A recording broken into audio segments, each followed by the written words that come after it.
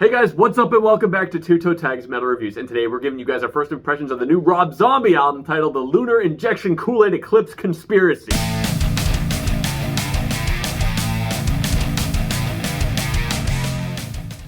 So that was a mouthful. And so were the song titles too, based on the two that we reacted to from Rob Zombie. Remember what those were? Oh, no. I don't either. I think one was about a wolfman. One was like... Wolfman something? I think so. The other one was like The Triumph of King Freak, and then like a bunch of things in brackets. Yeah. Either way, we enjoyed both of those songs to a decent degree. I know you're a little bit more familiar with Rob Zombie than I am. Yeah, a little bit. The only like really song I know by Rob Zombie, you know, other than what we've heard, is Feel So Numb, and I love that song a lot. But that's really the extent of my knowledge, right? Yeah. I don't want to call myself a Rob Zombie fan, really. I mean, there was a period in my life where I was like into Rob Zombie. I've seen Rob Zombie live. He was on an amazing show. I used to have one or two Rob Zombie shirts. Like, you know, this is going back some years, right? But then, I don't know, he kind of falls off the map. I mean, he doesn't disappear, but he releases some stuff I don't care about, and this and that and the other. But now that we're doing this channel, and he's making new material, and we actually had a poll, and he won by a landslide.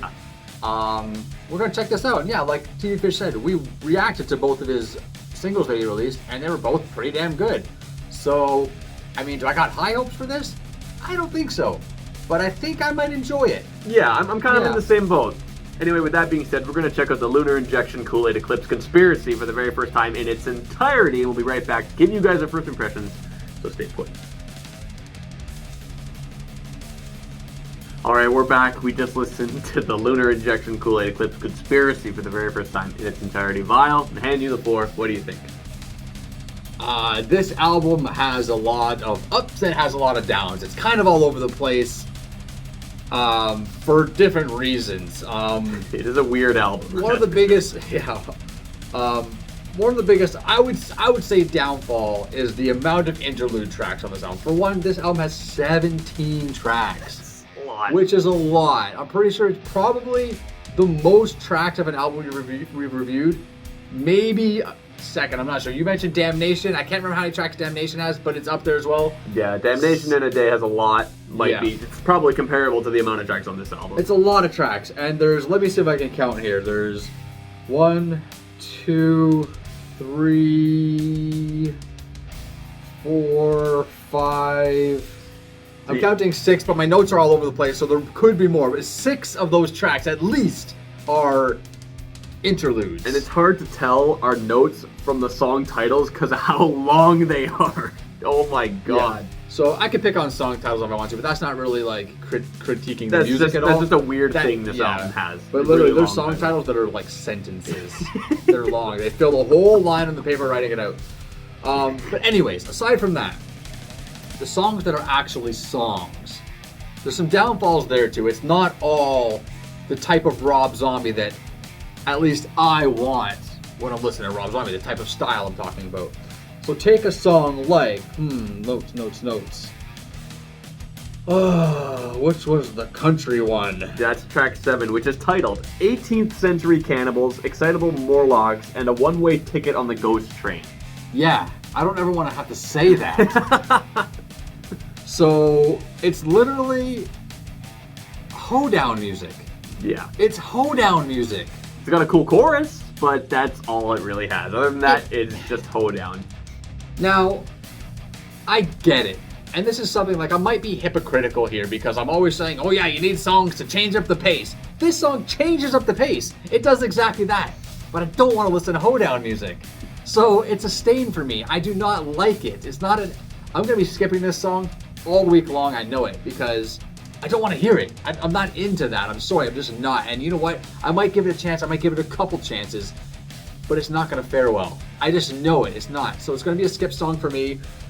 Complete stain on the album. Why is it on there? I don't know. To break up the pace? Sure. Like, it works in that regard, but then when you put it on, it's just like, you know, there's a million things you can do to break up the pace. You don't have to do a hoedown. And that includes 5,000 different interludes, which are on this album. And that's also an issue. There's just too many of them. And the worst part is that these interludes sound better than that 7th track. Because there's like cool grooves or something going on where it's like, wow, this sounds neat. I wish this was a song instead of just 1 minute or less of just nothing.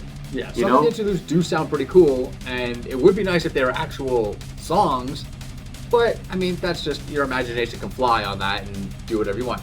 But there are some good songs on this album, I gotta say. There's probably 3 songs on this album that I listen to and I go, okay, this is the Rob Zombie that I am a fan of. This is the Rob Zombie that I think people will want to hear. Those songs are? Well, for one, let's just point out the fact that I'm saying 3 songs on a 17-track album, so we're in a little bit of dangerous territory there already. But those 3 songs are track number 2, The Triumph of King Freak. Track number 8, The Eternal Struggles of the Howling Man. Both of those were singles we reacted to. And track number 15, Get Loose, which I guess we'll talk about since we haven't spoken about that song at all yet. This song was super groovy. The riffs were heavy. The chord progression was really nice. They had this, what I thought was sitar. You said it was probably sitar. Could have been a related instrument, but very sitar sounding. Most likely sitar. I mean. But it had that in it, which added a cool element and attribute to that song. But what a freaking cool song. I was really, really feeling that. And for it to be that late on the album, you get to track, 11, 12, and you're like, okay, let's finish the album already. Track 15, I'm like revitalized, like, okay, here we go. This is it. I'm into this. So 3 songs I actually really liked. A bunch of songs I thought were okay, but didn't really like scream at me. But 3 ain't bad, I don't think. I don't know. The 3 it's songs like, are 3 songs, but you did mention 3 out of 17. But if you subtract it's really 3 out of 11. If you subtract all the interlude tracks, then the number of tracks on this album gets a lot smaller. Yeah. I really liked Get Loose as well. I thought that was a really good song. That was one of my favorites. I also really liked the last track, Crow Killer Blues. Interesting one. I liked the pinch harmonics there at the beginning. Yes. Those were cool. And throughout the song. Throughout the song, yeah. The bridge was really chill, and I liked that too. It felt good as an ending track. Mm-hmm. Also, the ending of Get Loose felt like they kind of forgot to split, like they were just doing a jam and they forgot to split the song. It's like another song started for like 20 seconds, but it was cool. I thought that outro was rad. I get your point. I get what you mean, but it was fucking cool. Yeah, I agree. It is cool, but that's kind of what it sounds like, really. Yeah, it was a little disjunct. That's a word you can use. But it's a cool ending. And they had a really cool ending with The Triumph of King Freak, A Crypt of Preservation and Superstition. That's the full name of the song. And it has like this really cool funky ending. Yeah. And I really like that too. So this album, I feel like, and I like both singles, like the 3 songs you mentioned that you really enjoyed, I enjoyed all 3 of those as well. I feel the same way. All 3 of those songs are really good. But there's a little bit more that I enjoyed. Crow Killer Blues was one. Shake Your Ass, Smoke Your Grass. I thought that was pretty cool. That was less swing. That was just fun. A lot of these songs are generally kind of fun to listen to, but some of them just kind of didn't really hit the mark, like track 7. A little silly too, though. Yeah. Like Shake Your Ass, Smoke Your Grass. Like, that's a little silly. That's the thing, though. The lyrics are goofy and dumb, which kind of I'm just like, meh. But the music is good. I like the music of that song. The lyrics I'm not a huge fan of, but the music is cool, and that's why I could enjoy that song to a decent degree. Not one of my highest rated tracks, but it was one of the better ones. Yeah. I'm looking at my notes here. I'm actually noticing there's actually what I believe is a 7th interlude, because I was counting. I was counting based on my rating, but there's actually one I actually rated kind of high, and that was the much talked of Metamorphosis. Where is that? Track what? What track is that? Number 9. The much talked of Metamorphosis, which is another bizarre Oh name. yeah, that But this one, it was basically acoustic guitar and flute for, I can't remember the duration, maybe a minute or so. It was pretty. But it sounded so good. It was nice. It sounded very nice. That's the kind of track. That's a perfect track to break up the pace on an album like this, or any album. Yeah. Super heavy album, hard rock, whatever you want. You put something like that in there, break up the pace, give you something just serene to listen to. Perfect. I gave that one a rather high score. So I think there's actually 7 interlude tracks, because that's one as well, and I just missed it when I was going through my list here. But yeah, that's an example of when it's done right. Yeah, exactly. For sure. Like, if you were to, only pick one of the interludes to keep on this album, I think that would be the one to keep. That one, maybe the intro, because intro Maybe interludes are also the kind of... intro is kind of its own You get a thing. freebie there, too. Yeah, like intro to the album, whatever. Fine. Interludes is what I call them. Yeah, I didn't really have much to say about this intro for this album. It was just... Yeah. There was really nothing there, I guess, really to comment on. But overall, the album, it's like got a bunch of ups and downs like you mentioned. I feel like there's some really cool parts and there's some really kind of not so cool parts. And there's some parts that are like alright. So I wonder how throughout the week it's all going to balance out. Yeah. Is it all going to balance out in a good way or balance out in a bad way? I think people that are... How do I word this? I think people that are like old souls, people that like really can tap into like old school stuff, like from the 30s, 40s, 50s, 60s, like Rob Zombie, he's really into old school stuff. I think it'd be much easier to appreciate stuff on this album because there's a lot of things that to me felt like throwback stuff. I'm not one of those old soul people, because I don't think so. But there's stuff that I kind of get a sense that it's like from the 40s or from the 60s or something like that.